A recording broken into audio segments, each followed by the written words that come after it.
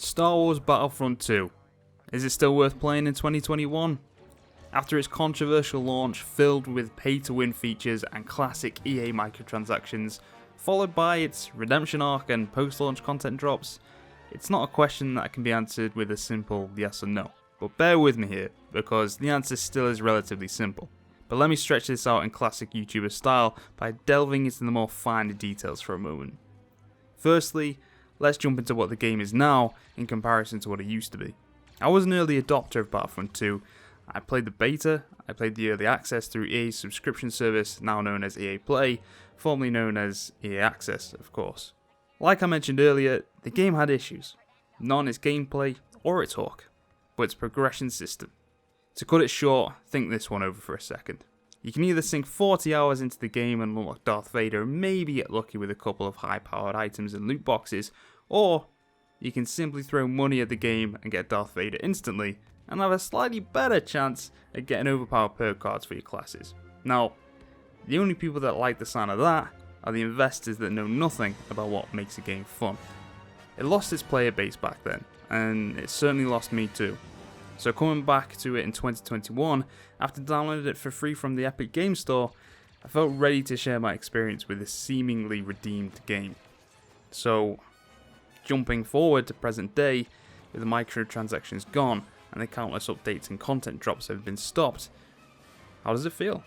Well, firstly, the game is huge now, in comparison to the first time I played it at least, and of course, that's to be expected at this point.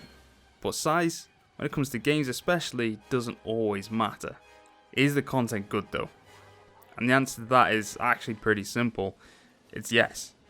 Now, a lot of people may argue that half of the content should have been there at launch, and to those people I say, yeah, you're probably right. But from what I counted on the Battlefront roadmap, there were 28 major updates for this game. Not all of them were content drops, of course, but many were. And that should be, at the very least, appreciated in some form. Now, with all this content comes some negatives. Something that many people forget is that the new player experience actually gets somewhat worse as time goes on. I can see most new players coming into this game and just feeling a little lost, somewhat overwhelmed by all these characters, progression bars and loot boxes and currencies that still linger in the menus. I mean, I certainly did to begin with. Then say the new player shoves this to one side and just decides to jump straight into a game, only to find out that 90% of the player base now have souped up perk cards and know the back of the 20 plus maps like the back of the basement mini fridge. And I know, similar to most games when they've been out for 2-3 plus years, right? I'm no stranger to that. But for me, I feel Battlefront 2 is on the tougher end of the scale. In terms of gameplay though, it's still slick. It's that mix between third and first person Battlefront combat. The shooting is great, the movement is tight, and the heroes are fun to play as, if you know how to make the most of their strengths. So yeah, the gameplay still holds up. I don't think that was ever in question. It being developed on the Frostbite engine makes the combat feel gritty and real, even if it is with pew pew lasers and glow sticks. Add to that are the visuals, and another resounding yes where that is concerned. A few years on and the game still looks fantastic.